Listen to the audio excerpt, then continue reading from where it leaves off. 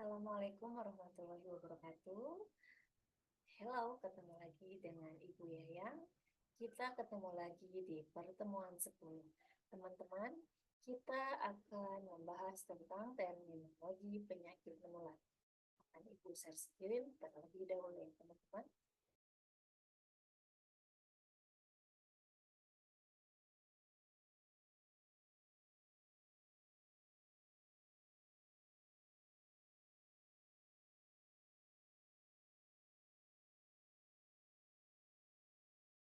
Baik, kita akan membahas tentang penyakit infeksi usus, tuberkulosis, dan penyakit bakteri zoonosis. Yang kedua ada terminologi infeksi menular seksual atau IMS. Yang ketiga diagnosis dan pengobatan penyakit menular. Yang keempat komplikasi dan tindakan pencegahan. Kita akan ke penyakit infeksi usus, tuberkulosis, dan penyakit bakteri zoonosis.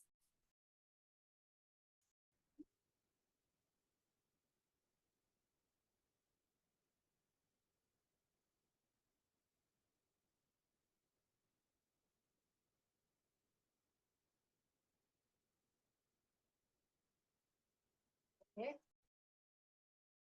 kita lanjutkan lagi ya. Infeksi usus itu penyebabnya ada ditularkan. Sebentar. Nah, baik. Dan infeksi usus ini penyebabnya ditularkan melalui makanan atau air yang telah terkontaminasi oleh mikroorganisme patogen. Jadi, misalkan kalau ada yang terinfeksi usus, gak taunya dia batuk sehingga kan ada droplet yang keluar, dan setelah itu ada setelah itu ada droplet sehingga tertular gitu ya. Oke, baik. Dan selanjutnya yang kedua ada gejala dapat mencakup diare, sakit perut, mual, muntah, dan demam. Nah, ini adalah gejala-gejala awalnya. Yang ketiga ada pencegahan, memastikan kebersihan makanan dan air, mencuci tangan, dan menjaga sanitasi lingkungan. Dan TBC ini penyebabnya disebabkan oleh bakteri Mycobacterium tuberculosis yang menyerang terutama paru-paru, namun dapat menyebar ke organ lain seperti tulang atau ginjal. Jadi bisa menyebar ya si TBC ini teman-teman, dan di mana penularannya memasuki tubuh manusia melalui inhalasi udara yang terkontaminasi percikan batuk atau bersin dari penderita aktif, membuatnya sangat menular. Jadi kalau bersin atau apapun TBC itu selalu disarankan untuk selalu memakai masker ya teman-teman.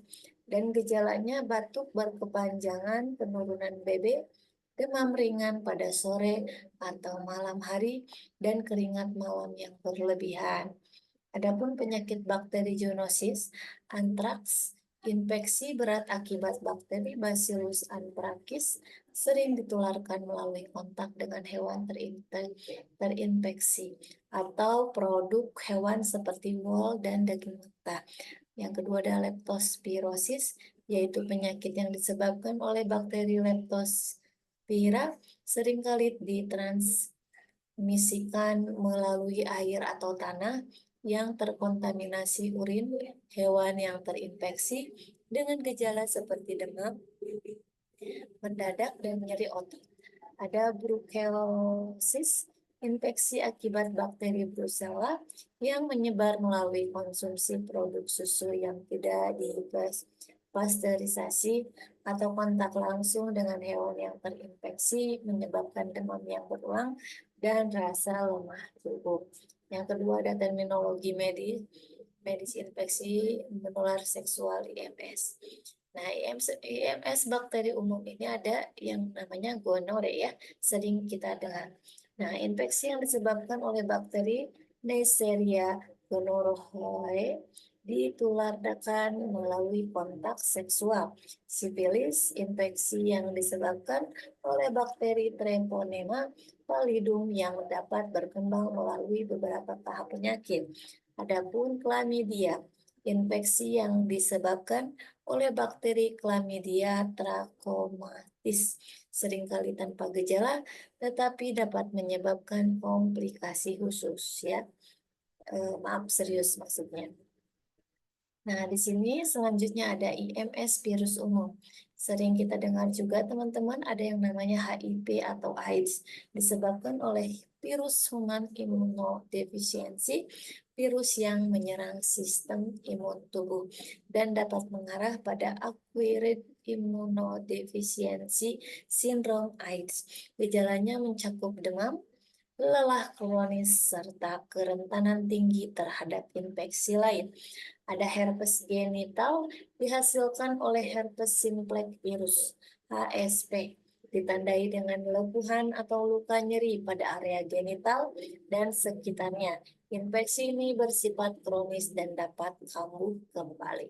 Jadi meskipun disembuhkan, tetapi akan kambuh kembali jika imunologinya dia turun. Yang ketiga ada HPV, Human Papilloma Virus. Beberapa jenis HPV dapat menyebabkan kutil kelamin, sementara tipe lainnya berpotensi memicu kanker serviks atau bagian tubuh lain sering tidak menunjukkan gejala pada tahap awal. Adapun penyebab dan faktor risikonya, teman-teman, yang pertama kontak seksual tidak aman. Hubungan seksual tanpa kondom, terutama dengan pasangan yang memiliki IMS, meningkatkan peluang penularan penyakit ya. Jadi yang kontak seksualnya tidak aman atau tidak menggunakan kondom, sedangkan si pasangannya itu berpenyakit IMS, itu akan tertular ya teman-teman. Yang kedua, banyak pasangan seksual. Memiliki lebih dari satu pasangan seksual tanpa mengetahui status kesehatan mereka memperbesar risiko infeksi. Misalkan suka jajan sembarangan, amit ya. Nah, misalkan suka ganti-ganti pasangan, ya sehingga beresiko karena kan kita tidak tahu kesehatan si orang tersebut. Yang ketiga, transmisi vertikal. IMS dapat ditularkan dari ibu ke anak selama kehamilan, persalinan, atau melalui ASI. Kondisi ini memerlukan perhatian medis tepat waktu. Jadi bisa juga ditularkan oleh seorang ibu ya yang sedang hamil melalui persalinan atau melalui ASI ya. Terus yang keempat, kurangnya edukasi, minimnya pemahaman tentang pencegahan IMS, dan akses terbatas terhadap layanan kesehatan memicu penyebaran penyakit secara luas. Nah, yang ketiga di sini ada diagnosis dan pengobatan penyakit menular. Nah, ada teknik diagnosis di mana ada tes laboratorium. Teman-teman, pemeriksaan darah, urin, dan cairan tubuh lainnya membantu mendeteksi keberadaan patogen spesifik seperti bakterinya, virusnya, atau parasitnya di tes ya laboratorium. Ada juga metode pencitraan teman-teman di mana teknik seperti X-ray, MRI, atau CT scan digunakan untuk menganalisis dampak infeksi pada organ atau jaringan tubuh. Adapun pemeriksaan fisik, dokter sering mengandalkan gejala klinis seperti demam, ruam, atau peradangan untuk memperkuat diagnosis awal sebelum menjalankan tes lebih lanjut. Perawatan medisnya bisa dengan antibiotik digunakan untuk mengobati infeksi bakteri seperti tuberkulosis dan pneumonia dengan mengikuti dosis yang dianjurkan untuk mencegah resistensi. Ada antivirus juga, obat antiviral seperti oseltamivir atau acyclovir diberikan untuk menangkal virusnya termasuk influenza dan herpes. Terapi dukungan yang ketiga pada kasus berat, pasien mungkin memerlukan terapi cairan intravena, ventilasi mekanis, atau transfusi darah untuk membantu pemulihan. Adapun pencegahan dan pengendaliannya teman-teman yaitu dengan menggunakan vaksinasi. Program imunisasi massal memainkan peran utama dengan pencegahan penyakit seperti campak, polio, dan COVID-19 ya yang sebelumnya pernah ya kita mendapatkan vaksinasi COVID-19. Adapun kampanye kesadaran, edukasi masyarakat tentang langkah-langkah higienis seperti Mencuci tangan dan penggunaan masker membantu mengurangi risiko penyebaran infeksi. Yang ketiga adalah praktik kebersihan, penerapan kebiasaan seperti menjaga kebersihan, lingkungan, dan makanan dapat memutuskan rantai penularan penyakit. Nah, yang terakhir, yang keempat ada komplikasi dan tindakan pencegahan. Di mana komplikasi ini ada penyakit kronis. Infeksi berkepanjangan dapat menyebabkan kondisi kronis seperti kerusakan hati akibat hepatitis B atau C yang tidak diobati. Jadi jika penyakitnya tidak diobati dan tidak dilanjutkan, teman-teman, nah ini akan menjadi penyakit kronis ya sampai kerusakan hati.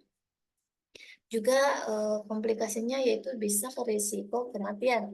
Penyakit seperti TBC dan diare akut memiliki tingkat kematian tinggi jika terlambat ditangani, terutama pada populasi rentan.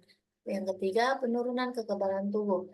Infeksi yang tidak diobati dapat melemahkan sistem kekebalan tubuh sehingga tubuh rentan terhadap penyakit oportunistik. Yang selanjutnya ada screening pencegahan, yaitu deteksi dini. Pemeriksaan rutin membantu mendeteksi penyakit seperti TBC, HIV pada tahap awal sehingga pengobatan bisa lebih efektif. Adapun layanan IMS, screening untuk infeksi menular seksual harus dilakukan secara aman dan bersifat rahasia untuk mencegah stigma di masyarakat. Yang ketiga, pelacakan kontak, menelusuri kontak pasien dengan orang lain membantu mengidentifikasi potensi penyebaran penyakit yang lebih luas. Adapun pendidikan kesehatan masyarakatnya, teman-teman ya, bisa dilakukan dengan penyuluhan ya, kampanye kesadaran publik tentang praktik kebersihan seperti harus selalu mencuci tangan, memasak makanan yang benar, mengurangi risiko infeksi, misalkan kalau membersihkan sayur bayam itu enggak langsung potong, belum juga ikatannya dibuka gitu ya. Nah, harusnya buka dulu ikatannya, setelah itu satu-satu daunnya dibuka sampai dilihat juga apakah ada hileknya atau apanya gitu ya, dan dilakukannya pembersihan air selama tiga kali juga cukup ya. Nah, selanjutnya di sini ada yang namanya vaksinasi, mengedukasi masyarakat tentang pentingnya imunisasi dalam mencegah penyakit serius seperti campak dan hepatitis B. Yang selanjutnya pemberdayaan komunitas melibatkan masyarakat dengan program pencegahan penyakit seperti kebersihan lingkungan dapat mencegah penularan penyakit berbasis vektor seperti demam berdarah. Terima kasih teman-teman. Baik, alhamdulillah kita sudah di akhir penghujung. Semoga kita selalu dalam keadaan sehat dan selalu tetap semangat ya teman-teman. Nah, sampai jumpa di pertemuan selanjutnya. Assalamualaikum warahmatullahi